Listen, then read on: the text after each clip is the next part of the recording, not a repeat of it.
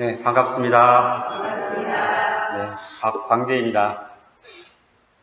또 3월에 이어서 또 다시 올라오게 됐는데요. 저희 교도왕은 참 공부하기가 참 좋은 것 같아요. 자주 올라올 수 있는 것도 있고, 공부를 하지 않으면 올라오기도 힘든 것 같기도 하고요. 네, 저도 이제 보니까 너는 무엇을 하냐, 그래서 이제 종교가 뭐냐 해서 난 원불교다. 그러면 원불교에서는 뭘 하냐? 마음 공부를 하는 곳이다. 라고 이렇게 설명을 했었습니다. 근데 마음 공부를 하는 곳이 그러면 무엇 때문에 마음 공부를 하느냐? 그래서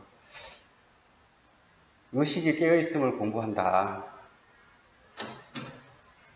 그럼 생활에는 별로 도움이 되는 건 아니냐? 그래서 생활에 도움, 만약에 생활에 중점을 두게 된다면 아마 행복한 사람들은 정말 풍족한 사람만이 행복할 것이다. 하지만 종교라는 것이 의식에 중점을 두게 된다면 아마 모든 사람들이 행복할 거다라고 저는 얘기를 했습니다. 그리고 그러면 그 깨어있는다는 것이 무엇이냐, 의식이. 그러길래 그럼 나는 보람이 있는 것이다. 그러면 그 보람이라는 것이 무엇인지 하면 가정에서는 아이를 키우는 보람이 있고 일에서는 나의 일을 성취할 수 있는 그런 보람이 있다. 그러면 도둑질에서 성공하는 보람도 있는데 그것도 보람이냐? 그것은 아니다. 이 자리이탈하는 것이 있는데 너도 좋고 나도 좋아야 이게 보람이 되는 것이지 어느 한 사람만 좋아한다고 해서 이 보람이 되는 건 아니다. 그렇게 해서 이제 설명을 했는데 그러면 나는 그 보람을 지금은 무엇이냐라고 질문을 했을 때 편안합니다가 라는 대답을 하고 싶습니다. 어떤 일에서나 직장에서나 가정에서나 그 편안함이 왜 생겼는지 또 이렇게 공부를 하면서 또 깨어있는 마음으로 생활하는 이 자체가 어떤 것인지 설명을 하자면 저는 그랬던 것 같아요. 사람하고 일하고 처음에는 구분을 하지 못했던 것 같습니다. 그건 곧 뭐냐면 사람과 일을 한 사람으로 그냥 하나로 봤던 것 같아요. 그러다 보니까 저 사람이 일을 못하거나 뭘 하거나 어떤 작업에 대해서 뭔가를 못하게 되면 그 사람을 미워하게 됐던 것 같아요. 그러면서 그 사람한테 감정이 주어지게 되고 또 나 또한 좋은 말로 나가지 못했던 이런 일들이 좀 그랬는데 이제 공부를 하고 깨어있는 마음으로 있다 보니까 사람과 일이 분리를 할 수 있는 일들이 이제 생각이 됐어요. 조금씩. 그래서 그러다 보니까 처처불상과 사사불공이라는 것이 하나이기도 하지만 분리도 할 수 있어야 되겠다는 것들이 이제 나오더라고요. 그건 곧 뭐냐면 부처긴 부처인데 이것이 일적인 면으로 인해 가지고 나와 다르다고 해서 거기에 감정을 실어서 이 사람에게 감정을 얘기를 하게 되면 서로가 감정으로 인해 가지고 좋지 않은 일들이 많이 생기게 되거든요. 근데 이것을 나누게 되면 뭐가 되냐면 부처는 부처고 일은 일로 돼 가지고 나의 감정을 싫지 않고 그 업무에 대한 얘기를 하게 되면 서로가 받아들여진다는 것이죠. 그래서 요즘에 제가 끝마무리를 하게 되면서 집에서 이제 하루 일과를 마치고 돌아와서 하는 것이 뭐냐면 내가 열심히 살았으니까 내가 참 미안한 일은 없다. 이제 상대에게 미안하지 않은 것이 참 고맙다, 감사하다는 생각을 하게 됐던 것 같아요.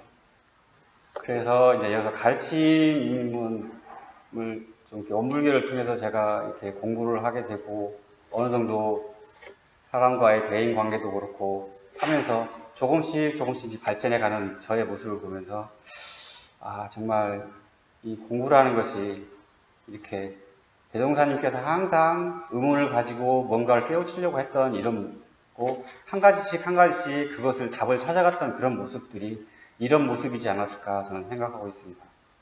네.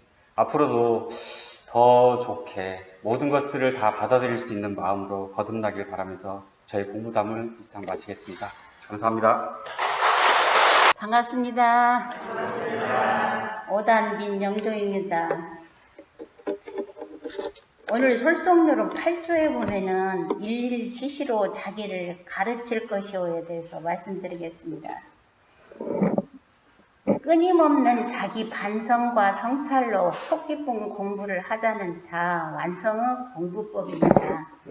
날마다 때때로 자기의 잘못을 발견하여 바르게 고쳐가고 잘 배울 줄 모르는 사람을 잘 배우는 사람으로 돌리며 까닭 있는 사람을 생활 속에서 삶의 지혜를 발견하여 행주자와 어묵 동정 간에 항상 공부심으로 살자는 것입니다.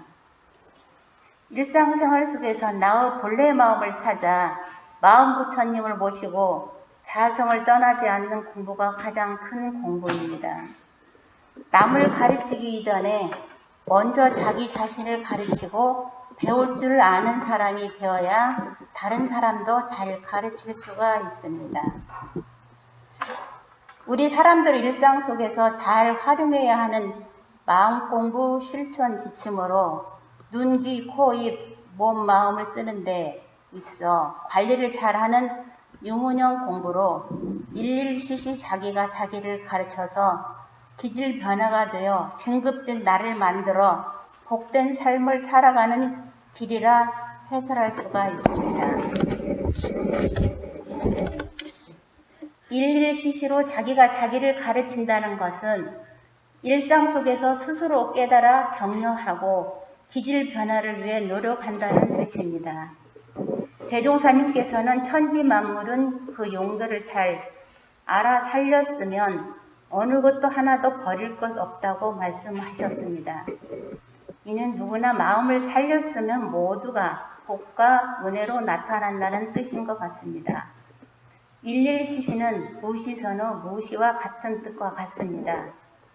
가르침은 교의요, 배움은 학입니다.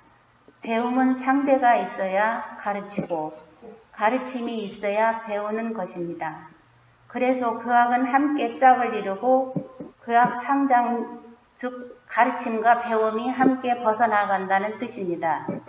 그 이유는 속 깊은 공부가 아니면 참다운 인격을 갖추지 못하고 자각적인 수행이 아니면 속 깊은 공부가 되지 않는 것이며 일일시시로 스스로가 스스로를 가르치지 아니하면 자각적인 수행은 될 수 없기 때문입니다.